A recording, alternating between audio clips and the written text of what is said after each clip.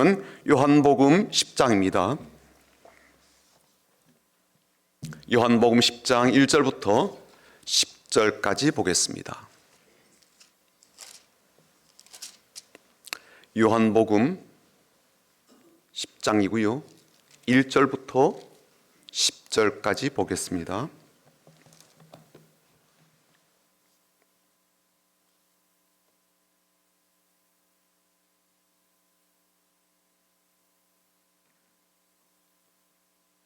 우리 같이 읽어보겠습니다. 요한복음 10장 1절부터 10절까지 같이 읽어보겠습니다.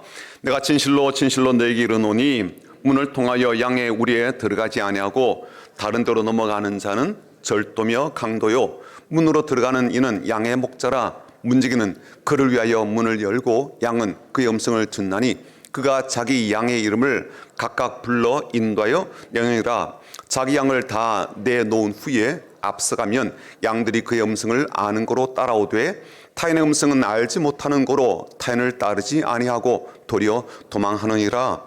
예수께서 이 비유로 그들에게 말씀하셨으나 그들은 그가 하신 말씀이 무엇인지 알지 못하니라. 그러므로 예수께서 다시 이르시되 내가 진실로 너에게 말하노니 나는 양의 문이라. 나보다 먼저 온 자는 다 절도요 강도니 양들이 듣지 아니하였느니라. 내가 문이니 누구든지 나로 말미암아 들어가면 구원을 받고 또는 들어가며 나오며 꼴을 얻으리라. 도둑이 오는 것은 도둑질하고 죽이고 멸망시키려는 것뿐이요 내가 온 것은 양으로 생명을 얻게 하고 더 풍성히 얻게 하려는 것이라.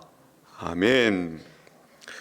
그러니까 절기상으로는 내일이 가장 춥다라고 하는 대한입니다. 지금 기온이 그렇게 춥지가 않고 많이 떨어지지 않았지만 그러나 우리나라 전체가 정치적으로 혹은 사회적으로 큰 추위에 갇힌 듯이 그렇게 느껴집니다. 어서 봄이 오고 또 추위가 물러가듯 그렇게 우리 모두가 한마음이 되어서 정치적 위기와 또 경제적 한파를 잘 이기며 또 돌파하였으면 좋겠습니다. 그리고 슬기롭게 우리가 당면한 현안들을 잘 풀어가는, 정치인들이 풀지 못한다면 우리라도 좀 잘 풀어갔으면 좋겠다, 그런 마음이 있는데요. 이런 과정을 통하여 우리는 더 한 번 더 믿음의 성숙 또 믿음의 깊은 성장이 있으면 좋겠다는 생각도 하게 됩니다. 그렇게 잘 살아갈 수 있도록 또 올 한 해 잘 힘있게 달려갈 수 있도록 우리 앞뒤 좌로 보시면서 인사하고 축복할 텐데요. 주님의 이름으로 축복합니다라고 인사하겠습니다. 주님의 이름으로 축복합니다.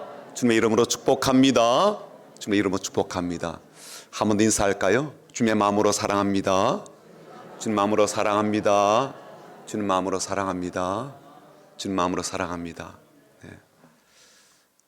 주미자매님 주님의 마음으로 사랑합니다. 네, 감사합니다.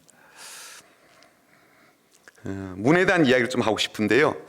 세계에서 가장 큰 문은 어떤 문이라고 여기십니까? 아마 프랑스 파리에 있는 개선문이라고 그렇게 아마 알고 있을 텐데요. 원래 이름은 에투알 개선문이라 그렇게 말을 한다고 합니다.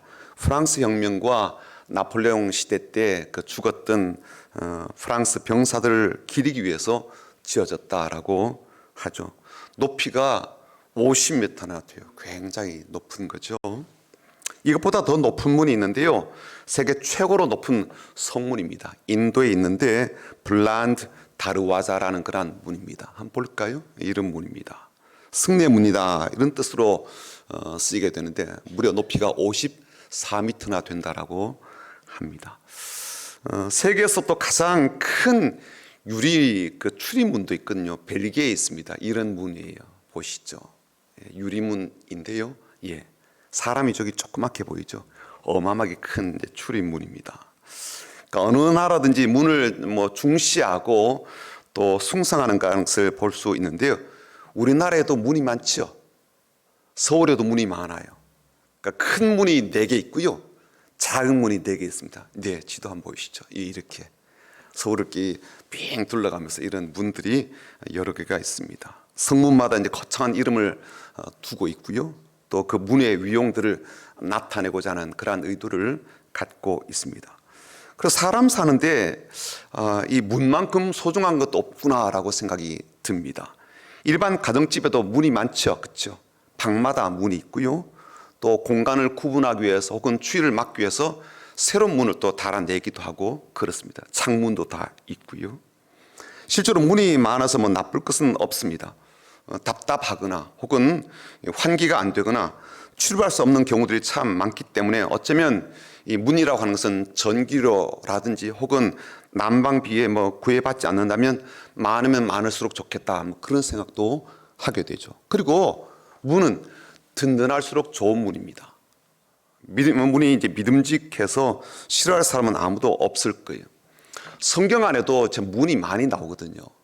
예를 든다면 야곱이 형 에서를 이제 피해서 도망쳐서 외삼촌 집이 있던 이제 라반이었죠. 그 집으로 이제 하란으로 도망하던 저녁에 너무 피곤해서 이제 들판에서 하룻밤을 묵게 되었습니다. 그런데 놀라운 꿈을 꾸게 되는데 이 땅에서부터 하늘까지 이어진 이제 사다리를 보게 되었고요. 그리고 하나님의 사자들이 막 사다리를 오르내리는 그러한 장면을 목격하게 됩니다. 그리고 하나님께서 그에게 이제 나타나셔서 무엇을 약속하신가 하면 세 가지를 약속하시거든요. 첫 번째는 내가 누워있는 이 땅을 너와 내 자손에게 줄 것이다. 그리고 너가 어디로 가든지 너와 함께 할 것이다. 세 번째는 너와 너 후손을 통해서 수많은 사람이 복을 받게 될 것이다. 이 세 가지를 약속하신다고요.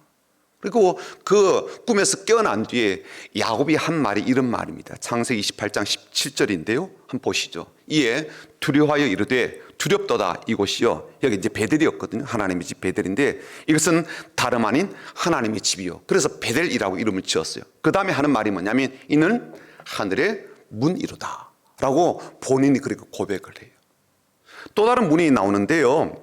예수님께서 열 처녀 비유에서 말씀하신 문입니다. 미련한 처녀들이 이제 기름을 사러 간 동안에 이제 신랑이 먼저 도착하게 되었고 미리 기름을 준비한 슬기로 이제 다섯 처녀와 함께 이제 혼인잔치에 들어가서 문이 닫히게 되거든요. 뒤늦게 이제 기름을 준비해서 돌아온 이 다섯 처녀들이 아무리 문을 두드리며 애원해도 문은 더 이상 열리지가 않습니다. 이런 이야기가 마태복음 25장에 나와요. 그러니까 이 비유에 나오는 이제 문은요, 지론 다섯 처녀에게는 열려진 문이지만 미련한 다섯 처녀에게는 닫혀진 문이 되었던 거예요. 그러니까 똑같은 문이지만 다섯 사람에게는 열렸고 나머지 다섯 사람에게는 닫혔으니까 열린 사람에게는 영광과 축복의 문이다라고 볼 수가 있겠지만 그렇지 못한 닫힌 자들에게는요, 슬피 울며 애원하고 소용이 없게 되는 절망의 문이다라고 우리가 말을 할 수가 있을 거예요. 또 다른 문도 있는데 그것은 뭐냐면 노아 방주에 달려있는 문이에요. 사람들의 행위가 악함을 보시고 홍수로 이제 멸하시게 될 때 이것을 예고하시고 하나님께서 노아에게 방주를 만들라라고 말씀하셨죠. 노아가 이제 방주를 완성하고 나서 마침 이제 그 홍수의 날이 이제 이르게 되었을 때 순종의 사람이었던 노아 그리고 그의 가족 하나님께서 지정하신 동물들이 다 이제 방주 안으로 들어가고 나서 하나님께서 방주의 문을 닫아주신다고요. 성경에 이렇게 되어 있습니다. 창세기 7장 16절인데 들어간 것들은 모든 것의 암수라 하나님이 그에게 명령하신 대로 들어가매 여호와께서 그를 들여보내고 문을 닫으시니라. 그러니까 노아 방주의 문을 닫으셨다는 거예요. 그리고 이후에 홍수가 발생하게 되었는데 방주의 문을 닫으신 하나님께서 하늘 문을 열기도 하시고 하늘 문을 닫기도 하셨다는 표현이 나오거든요. 창세기 7장 11절입니다. 보시면 노아가 600세 되던 해 둘째 달 곧 그 달 11의 날이라 그날에 큰 기쁨의 샘들이 터지며 하늘에 창문들이 열려. 그러니까 땅에서도 막 물이 솟구쳐 오르고 하늘에서 창문이 열려서 물을 쏟아붓게 되더라. 이제 그런 뜻이고요. 창세기 8장 2절은 이렇게 되어 있습니다. 기쁨의 샘과, 말하면 땅에 있는 샘들이죠. 기쁨의 샘과 하늘의 창문이 닫히고, 그래서 이제 홍수가 그쳤다. 그런 뜻이 됩니다. 그러므로 야곱의 이제 꿈에서 본 문이건, 아니면 예수님의 비유에서 말씀하신 문이건, 아니면 노아 방주의 문이건, 아니면 하늘의 창문이건 이 공통점이 있죠. 뭐냐면 사람이 열고 닫을 수 있는 게 아니더라. 그렇죠? 하나님께서 열기도 하시고 하나님께서 닫기도 하시더라. 그런 뜻을 담고 있습니다. 그리고 그 문이 복을 받고 기쁨을 누리는 곳으로 들어가게 되는 그런 문이 되기도 하고, 반면에 심판과 재앙이 사람에게 혹은 이 땅에 임하게 되는 문이 되기도 하더라라는 것을 알 수가 있죠. 또 성경에 보면요, 예루살렘 성에도 여러 개의 문들이 있다는 것을 알 수가 있는데, 지금 예루살렘에 가게 되면 총 8개의 문이 그 성 주변으로 있게 됩니다. 그리고 그 중에 한 개의 문은 지금 닫혀 있어요. 그 문은 돌로 이렇게 막혀 있는데, 성에 보시면 이렇게 지금 문들이 있습니다.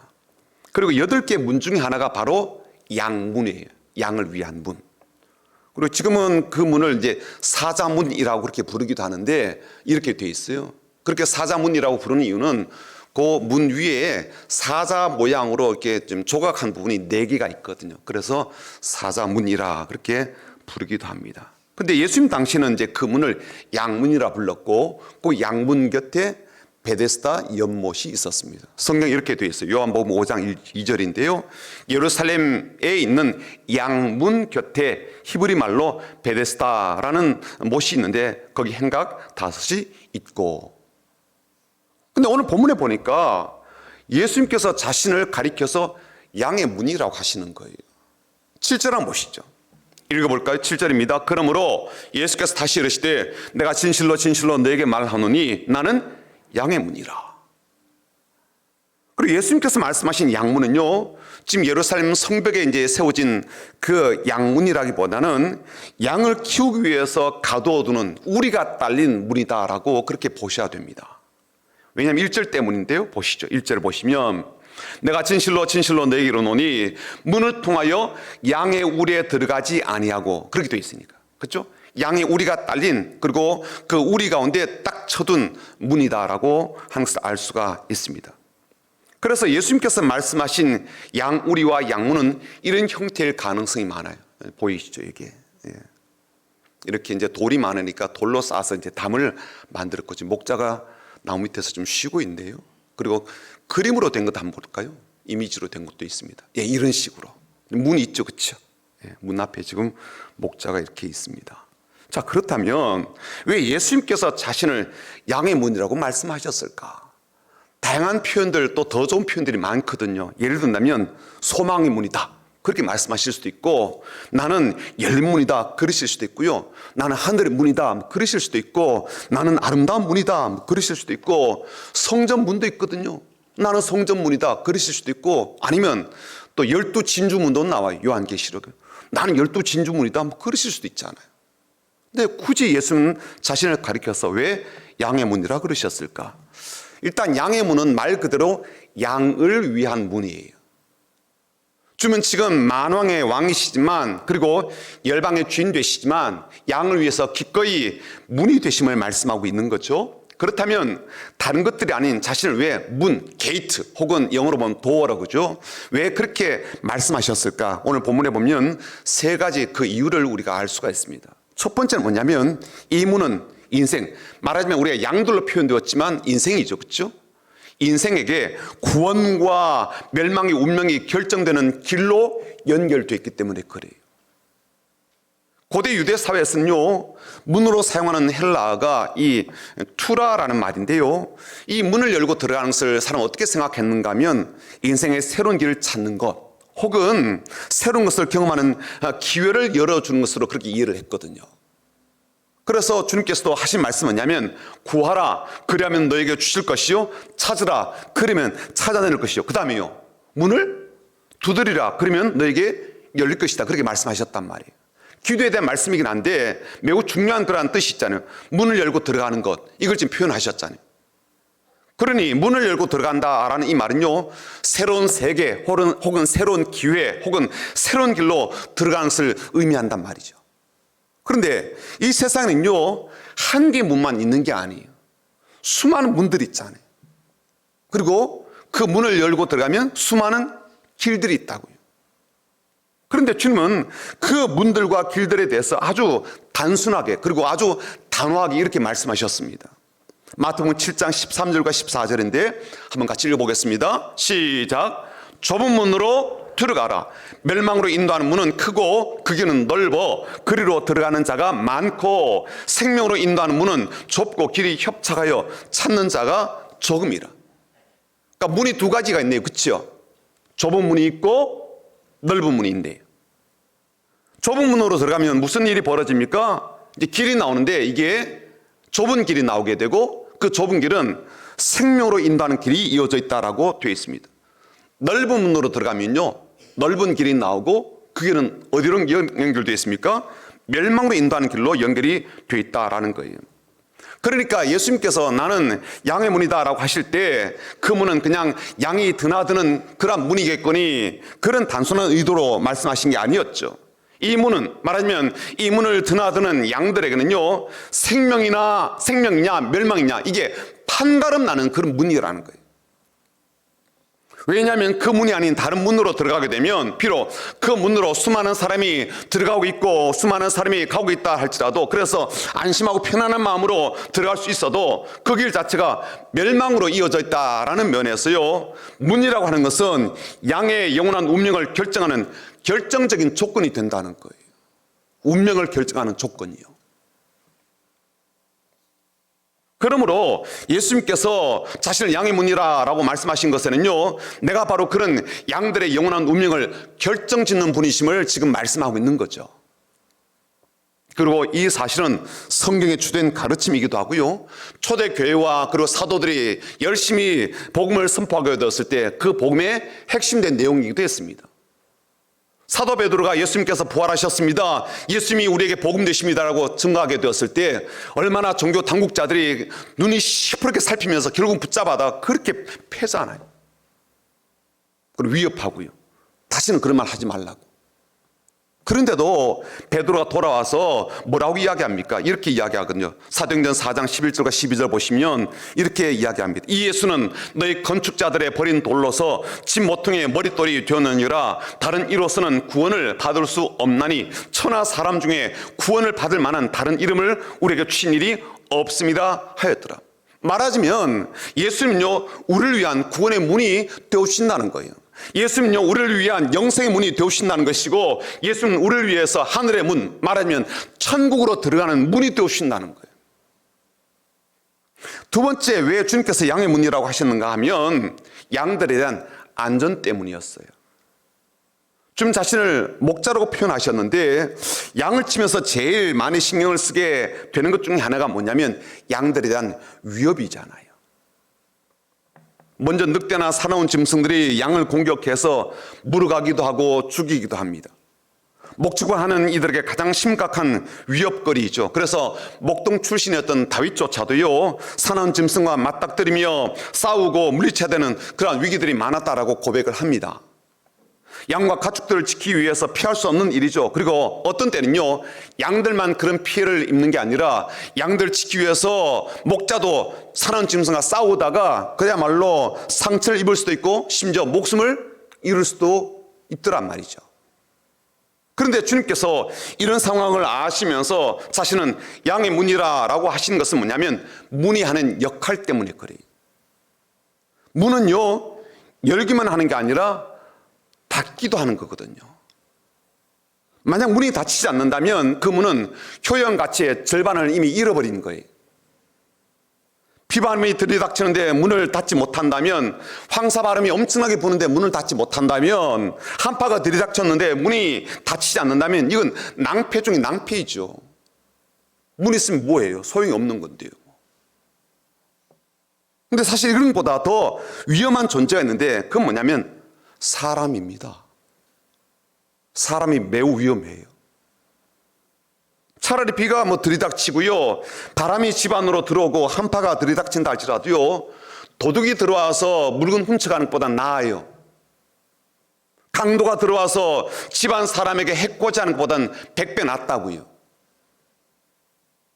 그래서 짐승보다 사람이 더 무서운 이유가 이것 때문이에요. 우리가 집을 나올 때 문 잠그고 나오시잖아요. 왜 그래요? 인간 때문이에요. 그렇죠? 사람 때문이라니까요. 주님도 그 사실을 이렇게 말씀하셨어요. 1절 보십시오. 내가 진실로 진실로 너에게 이르노니 문을 통하여 양이 우리에 들어가지 아니하고 다른 데로 넘어가는 자는 절도요 강도요. 근데 이상해요. 예수님께서 이렇게 말씀하셔도 그 말을 듣고 있는 사람들이 잘 이해를 못합니다. 6절 보십시오. 예수께서 이 비유로 그들에게 말씀하셨으나 그들은 그가 하신 말씀이 무엇인지 알지 못하니라. 성경 말씀을 잘 이해하고 있다고 여겼던 바리새인들도요, 이 말씀이 무슨 의미인지 깨닫지 못합니다. 성경 말씀을 잘 해석하고 또 가르쳐주고 그리고 심지어 필사며 교육하던 이 일에 특화되었던 서기관들도 이 말씀의 의미를 잘 이해하지 못합니다. 그래서 주님께서 반복해서 말씀하시죠. 8절 보십시오.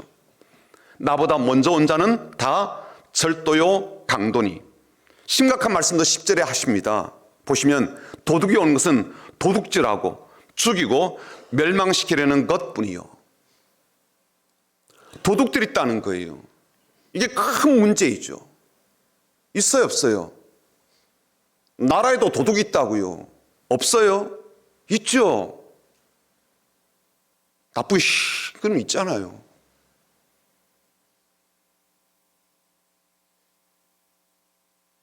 이게 문제이죠. 도둑도 사람이거든요. 건병으로와 달을 밟는 사람이에요. 하지만 그 속에는 무서운 목적과 교묘한 의도를 감추고 있죠. 양들이 치명적인 악한 것을 품고 있습니다. 도둑질하겠다라는 마음도 품고 있고요. 죽이겠다라고 칼을 감추고 있기도 하고요. 아예 멸망으로 이끌겠다라고 하는 무시무시한 의도도 감추고 있습니다. 무섭지 않아요? 목자랑 똑같이 생겼어요. 그래서 그 사람도 사람인 줄 알았단 말이에요. 그런데 사나운 짐승보다 더 무서운 존재예요. 사람의 탈을 쓴 강도이자 도둑이니까 생명까지 빼앗아갈 수 있고 내 삶을 파괴할 수 있으니까요. 그래서 주님이 양들 위해서 문이 되어주시겠다는 거예요. 안전의 문이고 보호의 문이거든요. 문을 닫으면 그 문 안에 있는 그러한 사람들은 자연스럽게 외부의 바람이든 외부의 공격이든 안전하게 지낼 수 있는 것처럼 주님은 그렇게 우리의 안전을 위한 유일한 문이 되어주시겠다는 겁니다. 근데 오늘 본문 보면 좀 흥미로운 부분이 있는데 이 양들에게 다가오는 이 위협 요인들, 말하면 도둑과 강도에 대해서 반복해서 말씀하고 있다는 거예요. 1절 한 번도 끝나지 않아요. 5절에 또 나오거든요. 무서운 존재 때문에 양이 멀리 도망치게 된다, 그런 표현도 나오고요. 8절과 10절에도 계속해서 이 강도들이 양들이 얼마나 무시무시한 존재인지 계속 이야기를 해줍니다. 그리고 또 한 가지 더 중요한 게 있는데 뭐냐면 10절의 말씀이 현재형이라는 거예요. 10절 보십시오. 도둑이 오는 것은 도둑질하고 죽이고 멸망시키려는 것뿐이요. 이게 영어로 보면 이렇게 되어 있죠. The thief comes. 현재형이잖아요. 그렇죠? Only to steal and kill and destroy. 그러니까 지금 도둑이 와서 뭘 하려고 하는 거예요? 단지 훔치려고 한다, 죽이려고 한다, 망하게 한다. 이건 목적 때문에 지금도 오고 있다는 거거든요. 현재형이니까. 지금도 도둑이 오고 있고요. 지금도 도둑질하고 있고요. 지금도 죽이고 있고요. 지금도 멸망시킨다는 거예요. 옛날이 아니라는 거예요. 지금이래, 지금. 그래서 뭐가 필요해요? 지금 우리가 절실히 문이 필요하다고. 오늘도 도둑을 막을 문이 필요하고요. 지금도 강도가 들어오지 못하도록 튼튼하게 막을 문이 필요하다고요. 사랑하는 성도 여러분, 여러분의 삶은 좀 안전하십니까? 어떠십니까? 통장에 있는 돈도요, 사실은 안전하지 않습니다. 보이스피싱을 지금도 많은 사람이 당하고 있으니까요. 아마 나는 그렇게 당하진 않아요. 내가 그래도 나름 똑똑해가지고 사기수법에 안 넘어간다라고 할지라도 우리의 삶이 안전하다거나 안정적이다라고 확신을 갖지 못하잖아요. 우리의 마음을 가장 힘들게 하는 것 중에 하나가 불안 아닙니까? 사업적으로도 너무 불안한 요인이 많고요. 직장생활에도 불안한 일들이 내게 찾아올 수가 있고요. 자녀들 통해서도 내 지금 현재 안정화된 삶 가운데 위협이 될 만한 것들이 앞으로 계속 찾아오지 않습니까? 질병 때문에 건강을 잃게 된 경우는 우리의 마음에 크게 위협을 주는 그런 부분이라고 생각이 됩니다. 그래서 주님은 양들 위한 문이다라고 하시면서 보호와 안정을 보장하시는 문이라고 그렇게 우리가 들려주시는 것이죠. 그런 위험 요인들을 막아주고 그런 위험한 인물들로부터 양을 보호해 주기 때문입니다. 마지막으로 세 번째는 예수님께서 자신을 양의 문이라고 하신 이유가 예수님 자신이 양들을 위한 풍성한 공급자가 되시기 때문입니다. 문은 잘 닫히기도 하고요, 든든하게 막아주는 역할도 해야 되지만 반면에 잘 열려지기도 해야 됩니다. 양이 드나들게 불편함이 없도록 그렇게 해야 되기 때문에 그렇죠. 그리고 양의 문이 잘 열려져야 되는 이유는 뭐냐면 양들이 그 문을 이제 통하여서 나가고 들어오면서 양식과 목초를 얻기 때문입니다. 9절 한번 보십시오. 9절 같이 읽어보겠습니다. 내가 문이니 누구든지 나로 말미암아 들어가면 구원을 받고 또는 들어가면 나오며 꼴을 얻으리라. 이 양식을 얻도록 주님은요, 양의 문을 지금 활짝 열어주시는 거죠. 그리고 주님이 바라시는 것은요, 이 양들이 이 문을 들고 날면서 풍성한 목초를 얻길 바라시는 거예요. 10절 보십시오. 뒷부분 보시면 내가 온 것은 양으로 생명을 얻게 하고 더 풍성히 얻게 하려는 것이라. 양으로 하여금 배부르게 하시려는 것, 그리고 그들의 안전함을 넘어서서 그들이 풍요로움을 누리며 살아가도록 하시는 것, 그래서 주님은 양의 문이 되셔서 항상 활짝 열어주신다는 거예요. 여러분, 우리가 결코 잊지 말아야 될 것이 무엇입니까? 하나님께서는 우리의 삶을 풍요롭게 하고 싶어 하신다는 거예요. 풍성하게 해주고 싶어 하신다는 거예요. 제가 성경에서 풍성이라는 단어를 한번 좀 검색을 해보니까 하나님과 관련해서 두 가지 특징이 있더라고요. 한 가지 뭐냐면 구약 성경에서 두드러지게 물질적인 것의 풍성함을 계속 이야기해 주십니다. 한 몇 가지 찾아와 봤어요. 이삭이 야곱에게 이제 축복하는 내용 가운데 이런 표현이 있습니다. 창세기 27장 28절인데요. 하나님은 하늘의 이슬과 땅의 기름짐이며 풍성한 곡식과 포도주를 네게 주시기를 원하노라. 풍성한 곡식과 포도주가 나오고요, 모세를 통해서 이스라엘 백성들에게 축복한 내용도 나오는데 이렇게 되어 있습니다. 다섯째 해는 그 열매를 먹을지니 그리하면 너에게 그 소산이 풍성하리라. 나는 너의 하나님 여호와이니라. 신명기도 반복해서 나오거든요. 신명기 7장 13절입니다. 곧 너를 사랑하시고 복을 주사 너를 번성하게 하시며 내게 주리라고 내 조상들에게 맹세하신 땅에서 내 소생에게 은혜를 베푸시며, 그 다음에 읽어볼까요? 내 토지 소산과 곡식과 포도주와 기름을 풍성하게 하시고 내 소와 양을 번식하게 하시리니. 시편에는요, 이런 내용이 훨씬 더 많이 나오게 됩니다. 72편 16절 한번 보시죠. 읽어볼까요?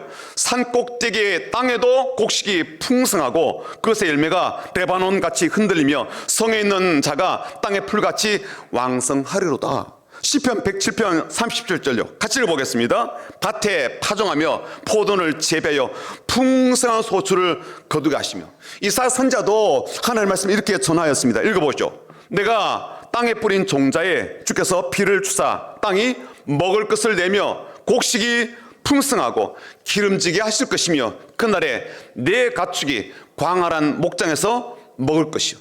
가축, 그리고 곡식, 포도주, 기름, 이게 풍성하다는 거예요. 물질적인 것에 대한 그러한 강조이죠. 그렇죠? 자손들이 풍성할 것이다.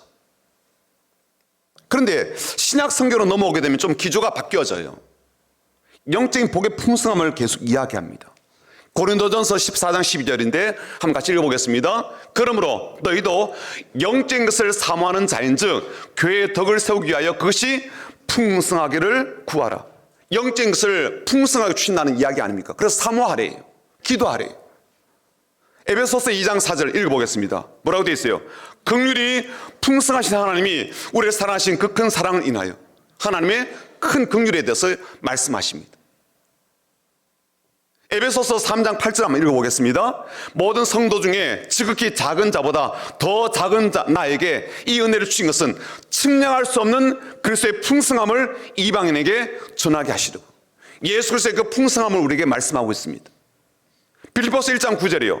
내가 기도하노라 너의 사랑을 지식과 모든 총명으로 점점 더 풍성하게 하사. 빌립보서 4장 9절 한번 볼까요? 나의 하나님이 그리스도 예수 안에서 영광 가운데 그 풍성한 대로 너희 모든 쓸 것을 채우시리라. 골로새서 3장 16절이요. 읽어보겠습니다. 그리스도의 말씀이 너희 속에 풍성히 고하여 모든 지혜로 피차 가르치며 권면하고 시와 찬송과 신령한 노래를 부르며 감사하는 마음으로 하나님을 찬양하고. 디모데전서 1장 14절이요. 우리 주의 은혜가 그리스도 예수 안에 있는 믿음과 사랑과 함께 넘치도록 풍성하였도다. 더 많은데요. 제가 이것만 하더라도 설교 1시간 그냥 할 수 있어요. 그 정도예요. 여러분, 하나님께서는요, 이 성경 말씀을 통해서도 우리에게 계속해서 뭘 확인시켜 주십니까? 우리의 삶을 풍성하게 해주고 싶으신 거예요. 정말 풍요롭게 해주고 싶어 하신다고요. 우리가 우리의 자녀에게 통장이든 뭐든 집이든 다 물려주고 싶은 것 이상으로 하나님도 그러고 싶어 하신다는 거예요. 우리 주님은요, 우리의 영적 삶을 더 부유하게 하시고 넘치게 하고 싶어 하신다라는 것을요, 성경 읽으면 우리는 자연스럽게 알게 됩니다. 읽기만 하면. 양에게 꼴이 필요하다면 사람에게는 양식과 생명이 필요하다는 것 주님 더 잘하신다고. 근데 주님께서 그 생명을 풍성하게 하시고 넉넉하게 공급하신다는 것 아닙니까? 그래서 우리 주님은 양의 문이 되셔서 그 문을 활짝 열어주신다는 거예요. 그래서 빌라델비아 교회 같은 경우는요, 적은 능력을 가지고도 하나님의 말씀을 지켰던 그들에게, 인내의 말씀을 지키며 살아내었던 그 교인들에게 열린 문을 두었다라고 말씀하셨어요. 한번 보시죠. 요한계시록 3장 7절과 8절인데 한번 읽어보겠습니다. 빌라델비아 교회 사자에게 편지하라. 거룩하고 진실하사 다윗의 열쇠를 가지신 이 곧 열면 닫을 사람이 없고 닫으면 열 사람이 없는 그가 이르시되 볼자다 내가 내 앞에 열린 문을 두었으되 능히 닫을 사람이 없으리라. 내가 내 행위를 아노니 내가 적은 능력을 가지고서도 내 말을 지키며 내 이름을 배반하지 아니하였도다. 열린 문을 두었다 이 말은 어떤 뜻이요? 문을 열어두시고요, 문을 붙잡고 계시는 거예요. 닫히지 않도록. 안내하시는 분들이 문 이렇게 열어주시지 않아요. 그렇죠? 그리고 붙잡고 계시죠. 그분 들어오실 때. 하나님 그러신 거예요. 한 사람 한 사람이 예수의 생명으로 풍성해지고 하나님의 은혜와 긍휼과 사랑으로 풍성해지고 하나님의 지혜와 말씀으로 풍성해지고 하나님의 소망과 믿음으로 풍성해지기까지 그 문 붙잡고 계신다니까요. 한 사람 한 사람이 풍성해지도록, 그 삶이 풍요로워지도록. 그래서 주님은 이렇게 말씀하셨습니다. 지금이 그렇게 문을 열어두신 때라고 이야기하시는 거예요. 고린도후서 6장 2절에 보면 이렇게 돼 있거든요. 이르시되 내가 은혜 베풀 때 너에게 듣고 구원의 날에 너를 도왔다 하셨으니 보라 지금은 은혜 받을 만한 때요, 보라 지금은 구원의 날이로다. 지금이란 말을 영어로는 now라고 그렇게 번역을 했더라고요. 지금 이 순간 문 열어둔 때래요. 문 붙잡고 계신데요, 지금도요. 다치지 않도록.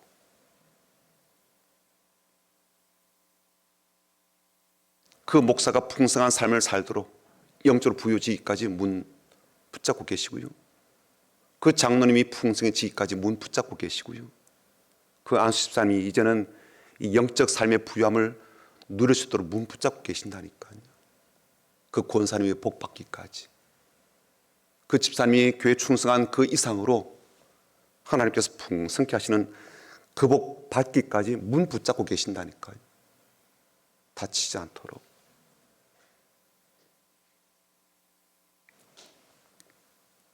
그래서 지금 주님께서 양들 위한 문이 되어주셨습니다.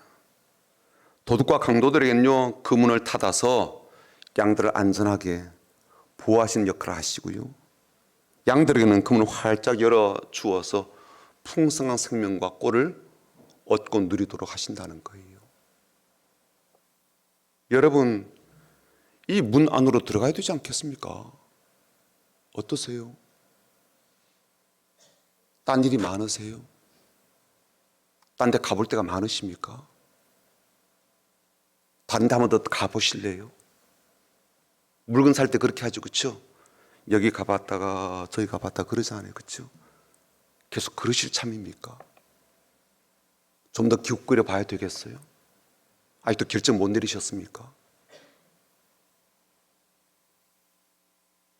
우리의 인생과 영혼의 삶을 위해서 문이 되어주시는 그 주님께 이제 나가야 되지 않을까요? 이제는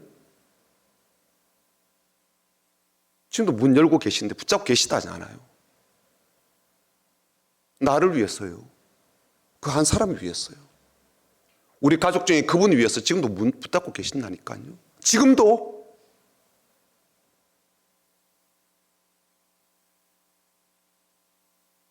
안타까운 일은 뭐냐면 그 문이 영원히 열려있지는 않다는 거예요. 영원하지는 않습니다.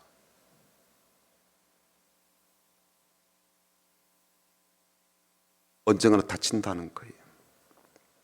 내일도 기회가 있을 거라고 우리가 너무 착각하지 않았으면 좋겠습니다. 여러분, 오늘도 내가 들어가지 않으려고 하는데 내일 내가 마음을 바꾸어 먹고 그 문을 열고 들어가리라고, 그 문 안으로 들어가리라고 과신하지 않으셨으면 좋겠습니다. 오늘도 안 들어가려고 하는데 내일 들어가려고 하겠냐고요. 무슨 이유로? 오늘 본문에 보시면 바리새인들도요, 아무리 설명하고 일러주어도요, 진실로 그렇다고 아무리 그들을 이해시키려고 하더라도요, 그들은요 동의하지 않아요. 그 문으로 들어오지 않습니다. 놀랍지가 않아요? 충격적이지 않아요? 나쁜 문이 아니에요. 좋은 문이잖아요. 생명을 주고 꼴을 주고 풍성케 하신다고 하는데도요, 안 들어옵니다. 놀랍지가 않아요? 저는 이게 더 놀랍거든요. 그렇지 않아요? 손해볼 거 없는 장사하잖아요. 그런데 안 들어와요. 놀랍지가 않습니까?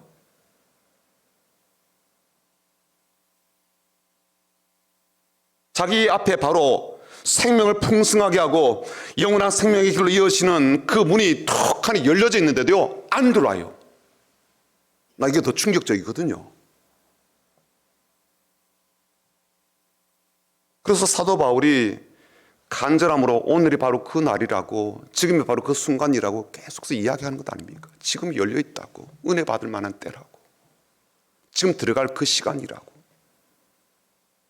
타이밍이 기가 막히게 좋은 날이라고 이야기를 하는 거잖아요.